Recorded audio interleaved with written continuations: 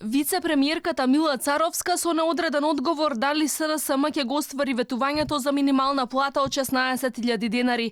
Таа е оптимист дека оваа сума која ќе треба да ја усвои техничката влада ќе биде достигната до крајот на мандатот. Сепак разговори со синдикатите и работодавачите за ново зголемување се уште нема, а Царовска ќе чека приватните фирми сами да ги покачат платите на попродуктивните кадри.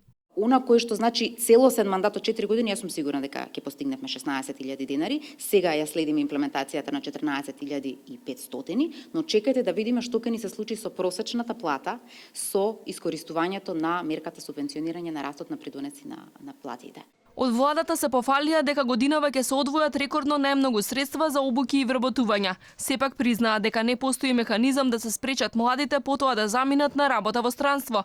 Работеле на подобрување на стандардот на населението, за дури ако се во странство, да ги натераат луѓето да се вратат во родната земја. Многу држави покажале кои што привлезна во ЕУ, привлез во НАТО, го покажале тоа како систем или механизам на враќање назад. Вие не може да спречите ни едно младо лице да има интенција или порив да види што се случува во западниот свет. Но ако оваа држава ги создаде оние услови кои што се потребни, а тоа е квалитет на живење да создадеме во нашата држава, тогаш младите лица сигурна сум дека ќе постакуваат да останат тука. Но оние идеи за врзување со договор на младите лица, да ако вие ги обучите за одредена вештина, ги врзете со договор понатаму да не може да ја напушта државата, се противуставни.